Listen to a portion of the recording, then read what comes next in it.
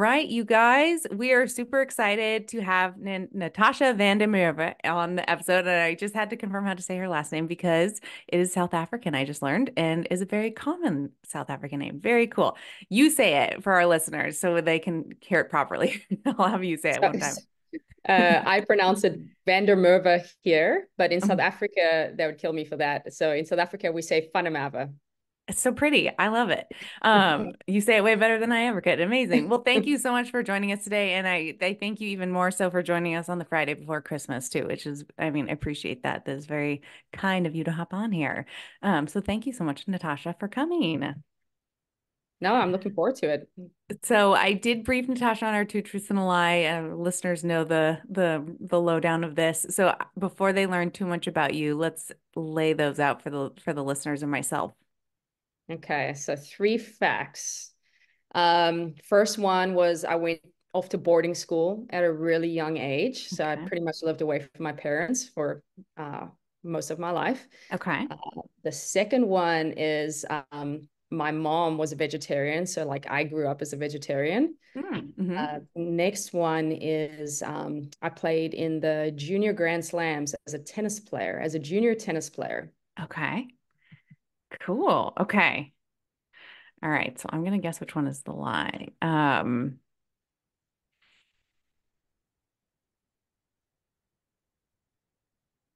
I mean, tennis, I feel like that could be a thing. Vegetarian. I'm gonna say that the boarding school is a lie, but don't tell us the answer. We will reveal it for the listeners at the end. I feel like the vegetarian is a possibility. Like tennis Grand Slam is a possibility. So, but we might reveal these kind of learning a bit more about you. So tell us kind of about your upbringing, what got you into sport, into triathlon, what took you down that pathway. Do I reveal my answers in my It might, story? it might happen. It might happen. Yeah, so I grew up in a really small town. My parents were really into sport. My dad was actually like a South African field hockey and cricket Mm. player. And I just got jumped in, I just got put into everything. I was the youngest of three. Wow. And so just trying to keep up with my older sisters, but then also my parents worked full time. So it was one of those things where after school, it was like what was available while my parents were still at work. And I literally went from like sport to sport to sport to sport. Like that Wow. was my childhood. I think we calculated I played like 13 different activities at Oh my one gosh. point because Oh it's my just like God. whatever was available. Yeah. Even boy sports, I would jump in there. Cool. Chess club, I got it. So yeah, I outgrew the town. And so when I was at 12 years old, I did get sent off to boarding school because Mm, there was more opportunity in a okay. smaller town a little bit further away. Yeah. Where I had a tennis scholarship and kind of had the chosen sport of becoming a tennis player because Mm, of some early success. And so, to follow that story, I was one of the best junior tennis players in South Africa, kind amazing. of played on the world tour. I guess I'm going to tell two truths. Yeah. So we've narrowed it down to which one is the lie. Sorry, everybody. I played on the junior Grand Slams. Amazing. And then right out of high school, I became a professional tennis player. Kind of the pathway in South Africa Wow. is like you either go to America and you get a college scholarship, Mm, or you try to see if you can hack it on the pro tour. hmm. And I had my mind just set on like seeing if I could hack it. And I did that for 2 years. And it was 2 years of traveling around the world by myself playing tennis. And Yeah. after that, it was just like, oh, this is lonely. This is Yeah. tiring. I was injured all the time. And then I shifted from there into coaching tennis. And so that's Nice. like the pathway, the progression of my career, I would say. Nice. Yeah, amazing. And then somehow you found yourself in triathlon. So what happened Yes. in that connection? Yeah, yeah. So the connection is I was coaching tennis for Mm, at this point about 6 years. And I really just wanted to do something for myself. At the time, I was 26 years old and I mm, actually got into running first. mm. And I got injured my first bout of running because I had no instruction. I was just Yeah. running all the time, hard when I wanted to, probably too fast all the time now that I know what to tell Hmm. our athletes. And someone suggested, well, why don't you do triathlon? Because you have a swimming background, you'll probably pick up the bike Mm. pretty quickly. And yeah, I had a friend that introduced me to the sport when I was 27. And, you know, I would say I dived right in, but that really wasn't the case. I did my first one. And I was like, oh, this is pretty cool. I actually won my first triathlon race. Oh And my then gosh. I met my now husband, and he's like, "Oh, you're Oh, pretty good at that. Why yeah. don't you try to do this more?" And so he helped me get my first coach, and not a year later, and I qualified for my professional license. Amazing. Then he was like, well, what are we going to do here? And at the time, I had a really great opportunity to kind of continue and grow my career as a tennis coach or just Mm. completely go a different direction. And I said, let's see what we can do in this triathlon space. Wow. And then from that, for a business that we made to pay for that, we actually started a bike transport company. And Oh, so, I know a question coming up is like, what is my entrepreneurial experience? And that yeah. was one of it. Is like, Yeah. so there was Tri Bike Transport, which is the one Mm. bike company at the time. But then we created a smaller company where we built out a 30-foot trailer with little, where you could rack every single bike. So every bike had a Oh, front fork mount and then a yeah. wheel mount.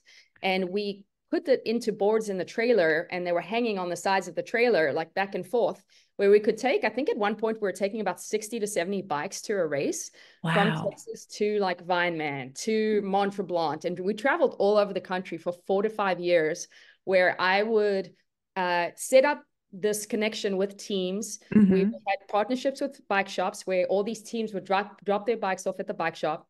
I would pick it up in a 30-foot trailer. I'd drive Wow. the 30-foot trailer across the country. I would race the Ironman myself and then get in the car and drive it back. And that's basically what funded my first like 5 years as a professional triathlete. Wow, that's amazing. Good for you guys. The good thinking, like to kind of like connect all Sure. the puzzle pieces together and do something that like lines up. You're not having to do something totally different, you know? That's a Yeah. great idea. Good job. That is crafty and creative. That is good entrepreneurial kind Thank you. of business salve right there. So with the racing and triathlon and that is experience kind of getting your pro license pretty quickly. How soon into it I mean, were you coaching yourself? Did you get a coach right away? Were you just like, I got this? How did that progress? Yeah, no, I had a coach for most of my career. But you're right in that because I had such early success, I had friends that were seeing what I was doing and saying, like, hey, can you kind of write a training plan for me? And I would Mm, do that on a Word document for like yeah. they pay me $50, Yeah. through Venmo or PayPal at the time. And then another coaching company actually approached me and said, hey, would you want to be a part of our coaching company? And Oh, so I did that for multiple years where I yeah. brought in people, but they also had leads that they brought in. Hmm. And so I have a lot of athletes through working with that coaching company. And Yeah. again, I was maybe 2 years into the sport. And Hmm. alongside of running this transport company, I was also coaching athletes. And Nice. basically, the knowledge of what I was learning, the coaching company I was working for at the time, they had their own philosophy. So they were telling me and giving me Mm-hmm. advice on like what we do and why we do things. And I followed that. Hmm. Then, yeah, after that, I had the experience of working with a number of coaches, but also had the experience of going to some training camps and 1 or 2 day swim camp in Australia when I was going to go do Australian the Melbourne race, Hmm. Ironman Hmm. Australia. And so it's a culmination of all of those experiences with these different coaches. And then I just loved learning myself. And so anytime I did like a zone 2 bike or run, I would listen to podcasts and then I would literally open up PubMed, which was the worst thing. Like if I couldn't sleep, I'd open up PubMed on my phone or Twitter. These articles would come up and I would literally go down a rabbit hole for like three Yeah. hours in the middle of the night. And I Oh, had wow. years of doing that. So Hmm. a lot of my knowledge is honestly learned from conversations like this, listening to Yeah. other experts and what they had to Yeah. share, reading books, reading articles. That's And awesome. Yeah, PubMed in the middle of the night. That can lead you, yeah, definitely down a rabbit hole. You can't sleep. Um, that's impressive. That is really incredible. And so, I mean, yeah, I would imagine like, yeah, starting having, well, goodness, the way you did kind of funding initially the racing and then learning from other businesses by helping coach and like you're saying, their philosophies and there's goodness, so many different coaching philosophies. So that's definitely something I think we'll talk about today too, of how kind of you've evolved and what your coaching philosophy is. If we want to, I mean, I guess we could dive right into that now. Do you, with your kind of experience and knowledge, when you bring on an athlete, and maybe you have different philosophies based off of the training level that they come in at, but how do you kind of sure. approach that athlete? What is your coaching philosophy with a new client? Yeah, no, honestly, it's the same for someone who's really competitive and someone who's new. And it's really like we want to be in a position where we love the sport and we Hmm. can do it in a sustainable manner. And I Mm-hmm. do have I coach a lot of 20-year-olds that, want to turn pro. And it's me just saying, it takes time. And Yeah. so we want to build this incredible foundation right now where reality, you've been doing this for a year, general training is going to get you fit. Like we don't have to get in the weeds right now. Yeah. Let's just do fun training, make sure it's progressing where we're looking at the numbers and that this is something when we look back in 10 years time, like you're still doing the sport. We're not burning you out. Yeah. So that's my conversation with them. With a new athlete, it's really, let's see what works for you. We Hmm. always have the number one conversation is what is your time availability to train? Yeah. What are your goals? And based on that, we then come up with a schedule for them. At the beginning, we have to meet them where they are. We're not going Hmm. to push them into something that's foreign to them. So if they've only been swimming twice a week, running twice a week, like we're going to start there. We're going to Hmm. get an understanding of how are they executing on those sessions well. Is there Hmm. something we can change within those sessions that are making them more fatigued than they should be? And then once they have those foundational things down, then we start to layer upon that. Yeah. And so, yeah, I feel like that probably explains it. I could keep going on and on Yeah. about the little things we do, but it's all about Yeah.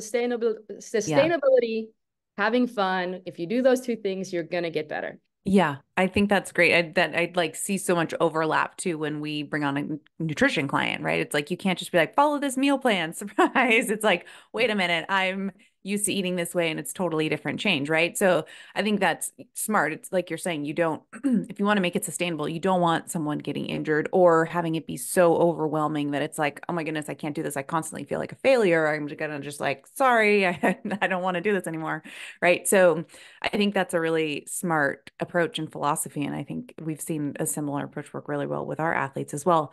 Um, I have a big question for you that I kind of get from athletes, but also wonder about this for this time of year in particular. And for those listening, it is December 22nd. So we are in what a lot of people might call the postseason, off season. Um, One of kind of the big questions we get from athletes and triathletes specifically is like, what type of training or should people be training right now if, for example, they say have a race in end of April? What should someone be doing right now? And maybe their last race was October, Yeah. just as an example scenario. Like, should someone? I think a lot of athletes, at least what I've experienced, is they get this like almost like burnout. Like they just need a brain break, and body break, right? And the holidays and travel and family and parties and colds and flus and all the things going on. And I'm just curious if you experience something similar to that in your coaching practice, and then Yeah. also what you might suggest for athletes, maybe mentally and from a training perspective, to be thinking about this time of year. Yeah. So I'd say it depends. Number one, depends Yeah. on the athlete and it depends on the situation. And then it starts with priorities. Yeah. What are your priorities at this time of the year? And so you have to look at it from a family and lifestyle perspective, because if that's not in place, your training is going to suffer anyway. So Hmm. if it means that you come back in January and you're able to really focus and dial in your training because your family and your life was put it as a priority in this time, you're Hmm. going to end up being a better athlete. And so we start there. As far as what type of training they do, again, it really depends on the type of athlete. And so we have some athletes where the race is not so close to where we need to be targeting that race, right? And we're Hmm. doing this periodized build to it. It's maybe a time where, hey, we can manage one sport focus that is a weakness of ours for us to be able to Mm. really hit our goals. And so for some athletes, that's the focus. We're like, hey, if you have time available, you're focusing on the swim. If you have that Hmm. added time available, then let's do the other training as well. So there's all that side of it. Right. There's a side of it with our athletes that they want as little structure as possible. When you talk about the brain break and it's Yeah. okay if I miss a session because of family, we give that to them. But then we Hmm. also have athletes that they need structure because that's Yes. something of themselves that they're hanging on to during this time of balancing everything else. in their Right. lives. And so again, it's just it depends. Mm-hmm. Our training philosophy as we get going into working towards races, do we need to build out a foundation, Mm-hmm. and in those foundational moments, are we changing something about our form, that we maybe didn't have an opportunity to really just slow things down and do that. Mm-hmm. We have athletes in that category. Then we have athletes in the I'm ready to go. And we reverse periodize our training program. Oh, So okay. when we are further out from the training, once there's a foundation established, Mm-hmm. the further out we are, where the volume is not as high, Mm-hmm. this is an opportunity for us to raise our ceiling capability. So it's peak power work, it's speed work, because as you get closer to an Ironman, for example, Mm-hmm. you're learning how to extend, out based on what those numbers are. And then Mm-hmm. you're diving into race specific numbers. And when you're doing race specific work for an Ironman, well, Mm-hmm. trying to keep a really high level of intensity as well at that time, it just does not work together. So where is the Yeah. opportunity to really increase your ceiling of power and pace and Mm. increase your FTP? Well, it's now, Interesting. where they can Yeah. easily hit a hard workout and recover it because their volume is not so high. Right.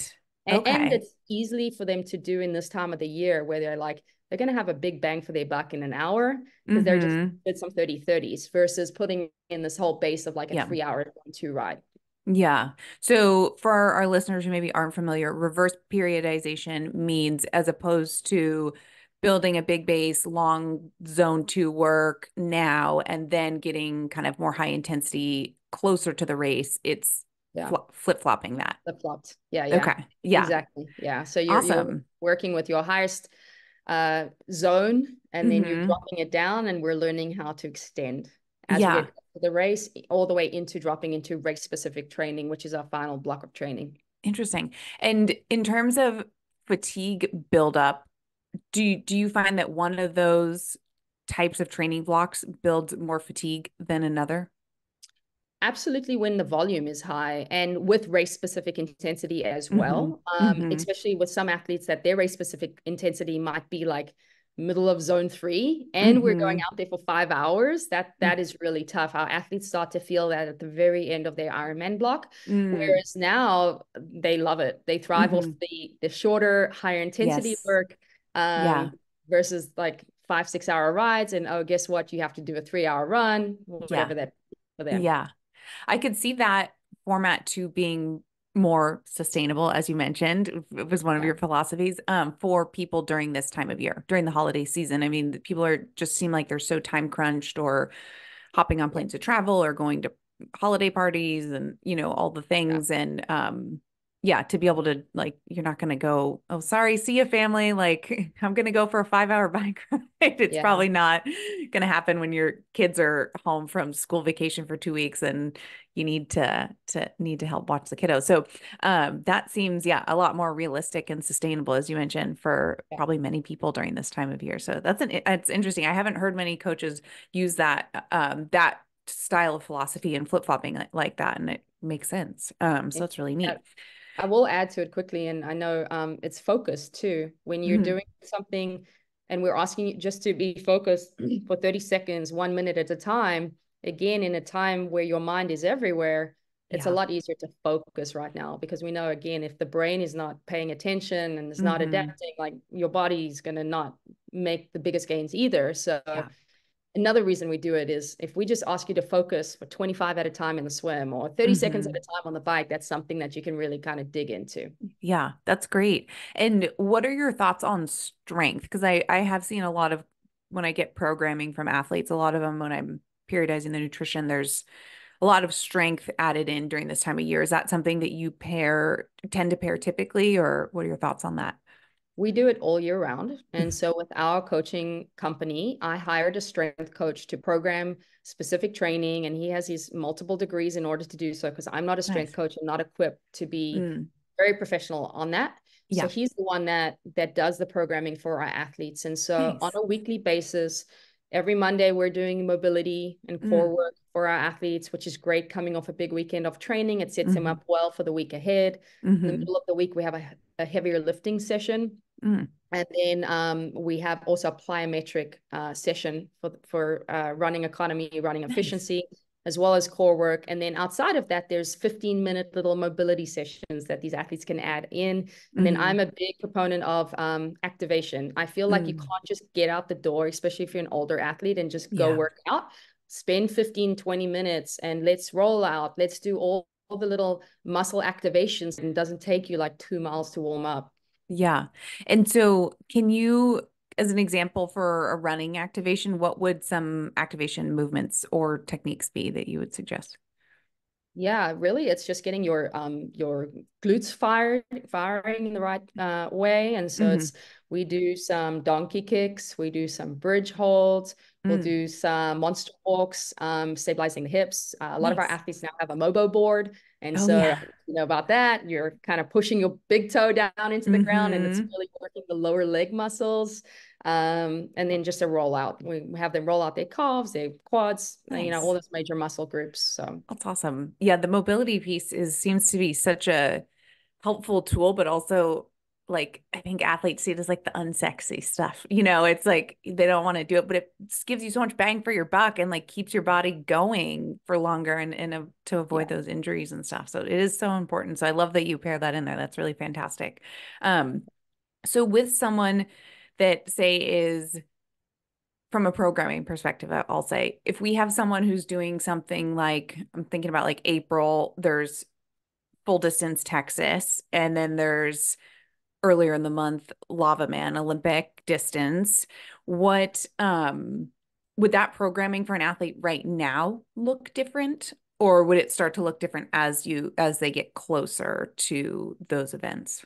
Yeah, so like if you're training for an Ironman, you need to be training for an Ironman. So if you have something along the way, the focus is still the Ironman. But what we may do in a few weeks prior to that Olympic distance race is let's Hmm. give you a couple sessions that are going to make you feel race ready, you know, the race Hmm. specific sessions. And so we our athletes love like a multi-brick workout where they'll Mm. be go hard, you know, 95% on the bike, whatever their percentage of FTP they're going to hold in Olympic distance race. And then they're immediately running off into their race pace. They come back, they spin a little bit, and then they do it again. And they just love that. They feel so race ready off Yeah. that. But then I think also because of the way we do our training, we Hmm. are coming off going hard and then Hmm. extending into lower percentage of more specific Ironman efforts. So look, Hmm. 70 to 80% is the majority of where our athletes are holding Hmm. FTP for a bike, you know, Mm. equivalent to their run, as those final weeks are. But prior to that, it's a higher percentage that we're working at that is more in line with getting ready for that Olympic distance race or that Mm. 70.3 distance race. So the work we're doing prepares them. Yeah, that's great. And so when someone is approaching their race, when do you start tapering or when do you suggest start tapering for that athlete? Or I've had Yeah. some clients tell me they're like, my coach doesn't believe in tapers. Yeah. What is your thought process around that? So it definitely depends on the athletes. The Mm-hmm. more volume you have, the more you might need to shed that fatigue from that volume. For someone Mm-hmm. who's only maybe training 10, 12 hours a week, well, you don't Yeah. have that much volume to and fatigue Right. to shed. So it really Yeah. depends on them. And then we do have athletes who we know based on their physiology, like they do need a bigger taper. You know, maybe they're Mm-hmm. bigger, more muscular. You know, there's more muscle breakdown. Like we need to give their Mm. body time to rest versus someone else. Um, I can give you exact.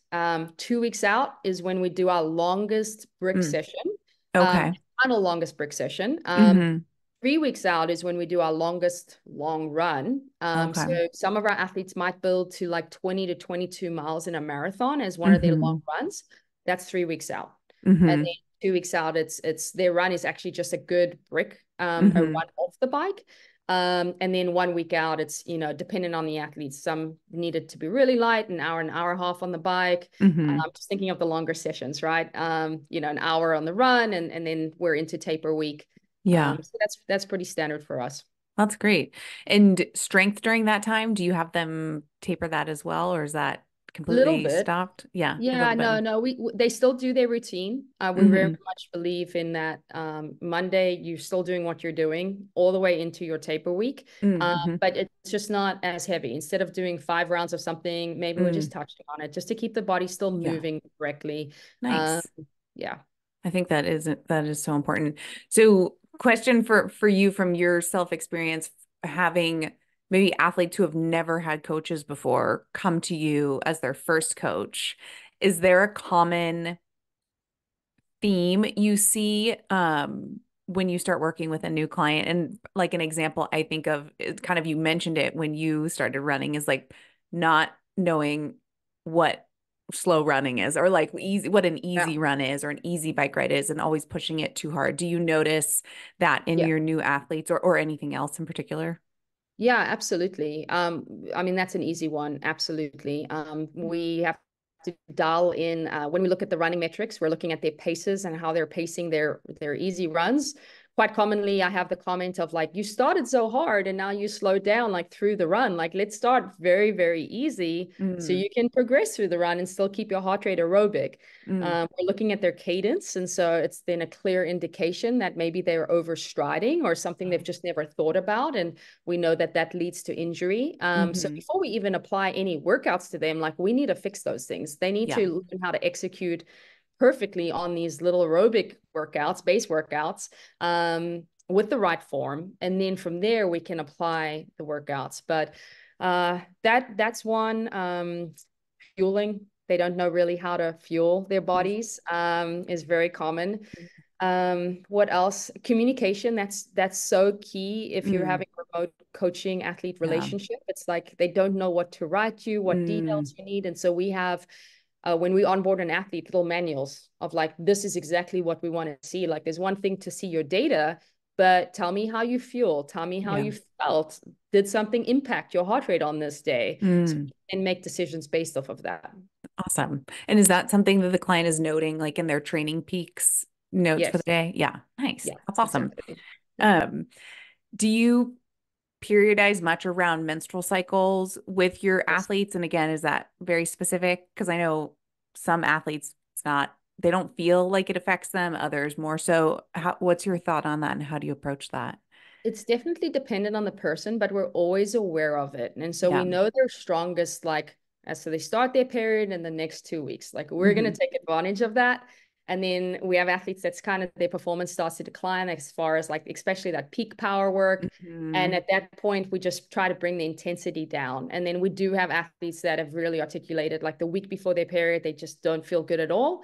And Yeah. so at those moments, like we just bring the expectations down. We say like, hey, if you feel great, you can do this, but let's always err on the side of less is more. And let's Hmm. just bring the intensity down. We can bring the volume down. Let's get through this week and then we're back on it next week. So yes. Awesome. Yeah. Yeah. That's great. I think, I think that's so important to, and I mean, from the science, it's kind of back and forth, right? And I think part of that is it's so individual. Some women are totally like, oh, I started my period. I didn't even know. And other women are like, oh my God, I know it's coming. Like I just like don't have the springs anymore and I have low energy. And, so I think, yeah, that's really important to kind of tune into that in each individual, and hone in. And from the literature that has differentiated in menstrual cycle, from what I recall, it did show that when the training was periodized, the athletes accelerated at a faster rate, which is so cool. So amazing.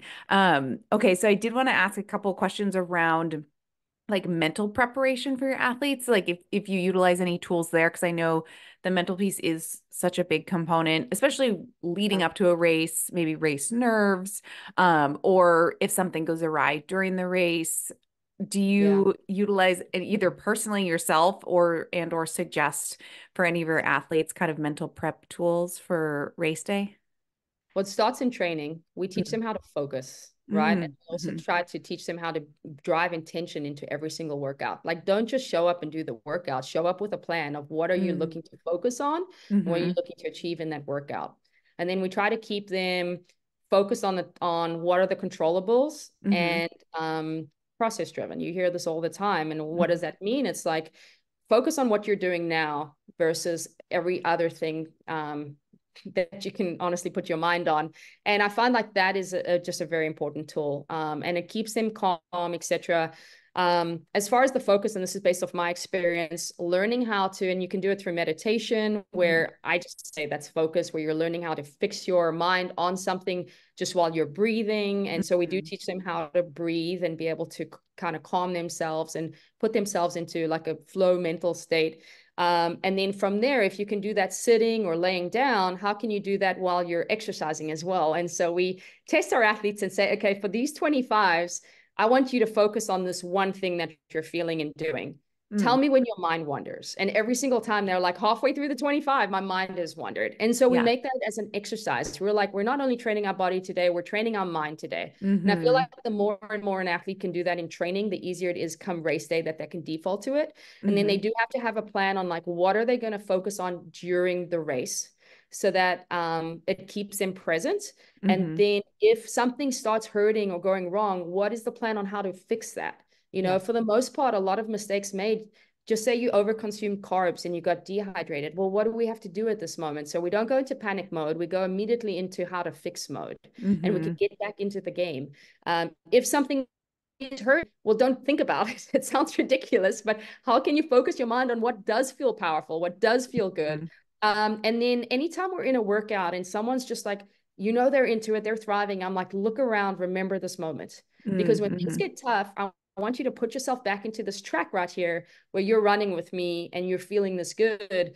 How are you? How is your cadence going for you? Like how you're driving your arms? Like what does your posture feel like? Remember that, at those final moments of your race and put yourself back into those shoes. That's great. I have never heard a coach say that, and I think that is so smart. The mental prep during your session and honing in on that, whatever it is, that one specific thing, training. I think that's genius. I like that. And I'm gonna try and use that in my training. I do love to, I have heard coaches kind of the control what's controllable and then kind of being in the moment too, right? I think a lot of people are always thinking of like even just in the day to day, like what's next? I have to do this next. And then in their training sessions, it's like I got to finish this because I got to take my kid to school and then I got to get to work and it's just this like list of da da da da da. And yeah, and just being here and like hammering out that one thing and focusing on that one thing, I think does make a big difference. And I have found personally, actually, with that thought process, I'm able to like, I know it's definitely in the gym or in like interval work too, when you focus on like, I'm just doing this one interval and you don't think about, oh my God, I have four more of these to do. You can hit each one really well and harder than you probably would if you were in your head saying, oh, well, that one was really hard. And goodness, I have like four more to do. Like I Yeah. think you can start to snowball that. So yeah, being in the moment and just focusing on like, you get to do that one thing really well right then. And then, oh, surprise, there's another one right after and after. And so very cool. Okay, so from a business coaching perspective, because I know we do also have a lot of coaches that listen in, um, kind of starting your business and growing that and starting, initially writing a couple plans for people, working for another coaching company. What then kind of made you take the leap of like, okay, I'm gonna start my own company and then that has grown, right? You have coaches that are work with you or under you and you have a strength coach. So how has all of that evolved and how did that become kind of the next step there? Yeah, it honestly, me creating the business was really out of the demand that was being shown at Mm, the time because of exposure that I had mm, with Nick Bear. mm, So if we had to backtrack, I'd just give you some context. I coached it for another company, and then I mm, actually created a whole uh, triathlon training group for a local pool that was here with Brendan Hansen. He's the Olympic swimmer. He had the mm. swimming side. It was like, hey, come in, you create what you want to create to build out a triathlon program. So I Cool. had experience on like, okay, I've got nothing. How do I create something? And I did Mm-hmm. that with them for 2 to 3 years. And then, for reasons we don't need to talk about, I then decided to just focus on my daughter, who was one at the time, and then my racing, because I was still racing professional. And then I just held on to about 20 athletes. And I'm like, Mm-hmm. this is great. I have time for my family, my husband, I can support him in what doing, and I can Mm-hmm. race. Nice. In the end of 2020, I worked with Nick Bear, who's Mm-hmm. this YouTube sensation. He's got 1 million followers on Oh, Instagram and YouTube, and he documented this whole training process for an Ironman, which, funnily enough, got canceled at the end of the day because of oh, COVID. So shoot. you had all these videos coming out on YouTube. And with that, my emails started getting hitting up. And I Oh, was like, oh, I better create a website. yeah. Yeah. So that Oh, some God. ways people can find me. Yeah. and that's really how it became about. I was like, okay, this is bringing in a lot of attention. There's Mm, just me. I'm pretty much at capacity already. And so I then I had an athlete who wanted to shadow underneath me for a little while, and he was working with a couple athletes in his area in Waco. mm, That kind mm-hmm, of we had kind of the model going of like mm-hmm. me passing on what I was doing to someone else. Yeah. And my coach at the time, I said, hey, do you want to? He had his own thing going on, but I said, hey, do you want to come over here and join us? And he's our strength coach and a senior coach for our organization. Nice. So we kind of like brought it on like that. And then how Mm-hmm, this came about, I then looked around and I said, who am I coaching who would be good coaches that we mm-hmm, can kind of teach them like the way we do things and then systematically like arrange what we're going to do here. mm-hmm, So my philosophy is I only hire people that we have coached that are mm, doing the training themselves. They fully mm. understand it. We've really gotten to know their personality through this Yeah, coaching relationship and are invested really in our program. And that's so we great. have 20 coaches today that have all been athletes of ours before. And so we've gotten Wow. the opportunity to mentor them firsthand from coaching them, right? Amazing. Yeah. And so it was after that, the plane took off and now we're building the plane as it's flying. We're Yeah. putting the wings, the engine, and we're figuring out how to do this as we Yeah. grow and Oh, scale. wow. And there was a period of time I even got a business coach. And that was Wow. really just to figure out structural things. Like we Mm, really just focused on the athlete and providing the best possible product and service we could for each athlete. mm-hmm. But I couldn't tell you how much money I was making. Like money was coming in to pay the coaches, but I Yeah. was not paying attention. So it's like the points of running a business then became the new focus, for that period of time. And we Mm-hmm. got a lot of ideas of, okay, where do we want to go? And we started thinking ahead instead of Mm, just being reactive. yeah. And that was definitely me getting outside help to get to this point. And now I have people in my coaching staff. So each coach has a role. So like one of my coaches, he's the COO. He supports me in Mm, like everything I don't need to do. I give mm-hmm. it off to him. Mm-hmm. We have our strength coach. I have someone who does like brand engagement. If we have sponsors Cool. joining us, we have Mm-hmm. social media, and that's another one of our coaches. So we kind of Mm-hmm. said like, where are your skills? And I will Yes. pay you to hand this off because I cannot do this. Yeah. That's great. That's so great. And it makes sense too to have someone coach who's already been coached by you because they know the Yeah. whole process and the system and being able to explain, having gone through it and then being able to explain that to someone who then they coach.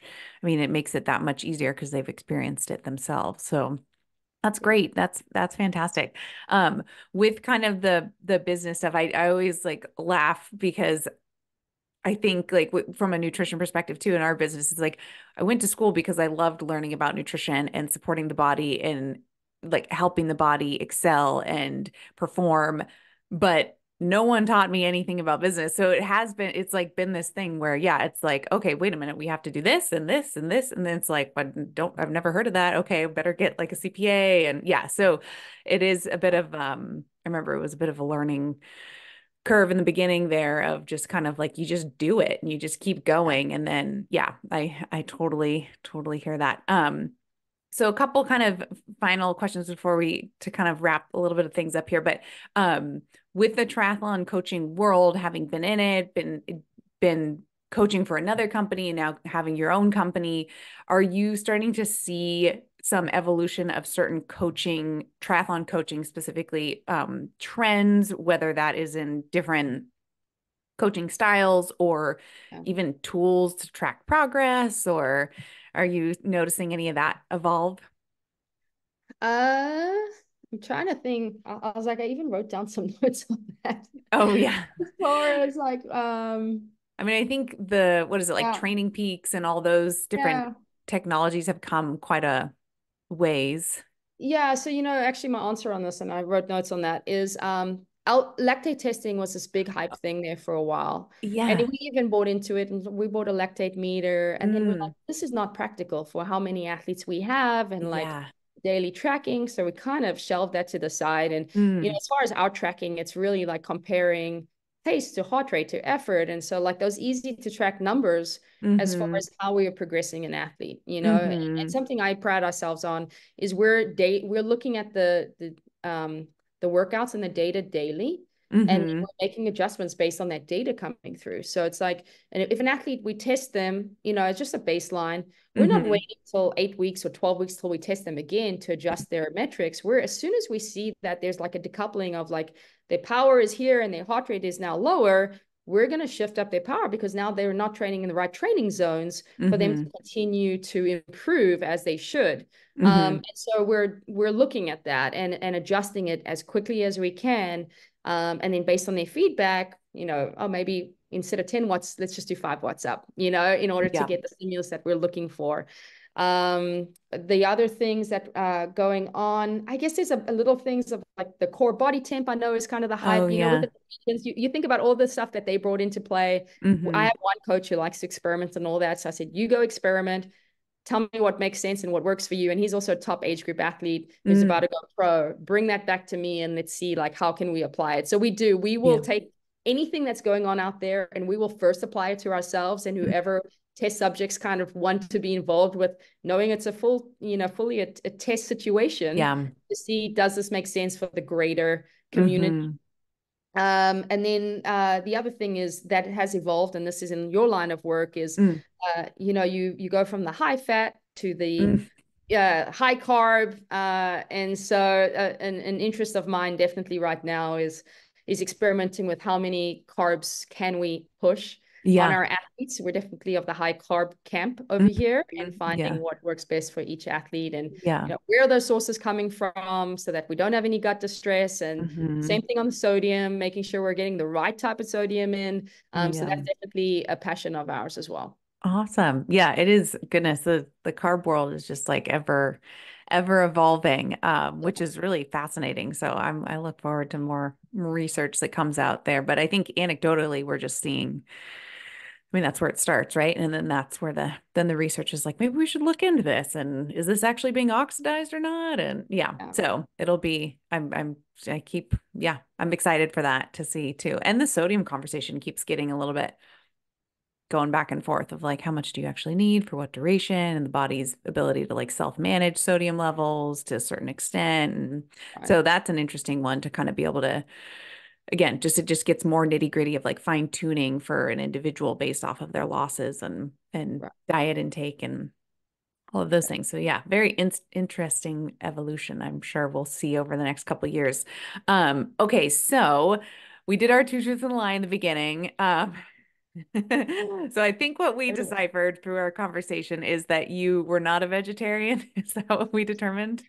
Yeah, I mean, I was trying to come up with all these different things, but it is a talking point, I guess. I'm very much a meat eater Yeah, awesome. in my life. So, however, my mom is vegetarian, so that's kind of how I came up with that. I Yeah, somehow was able to take in meat despite um, her that's will not to eat meat. yeah. So.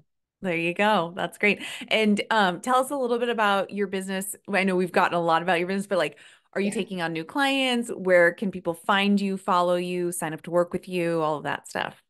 Yeah, yeah. So it's nvdmcoaching.com is our website. Mhm. And as mentioned before, we have 20 coaches. Some of them are at capacity. Mm. Myself, I'm kind of there as well. So it's kind of a depends basis on who I work with. Hmm. Um, and then the others are accepting athletes. Nice. And we coach everything from to ultra marathon. We actually have one of our coaches is world record for the 50-mile, Charlie Lawrence. He just did that Nice. recently, and he's one of our run coaches and ultra marathon coaches. And then Amazing. we even have OCR, like that hybrid type of athlete. We draw that in. Cool. So an athlete who does all these Spartan races or Yeah. coach Spartan races and all of that, they're coaching for that. And then triathlon. And again, if someone just wanted to do swim or bike, like we offer that. We do swim analysis coaching as well. So Cool. npdmcoaching.com.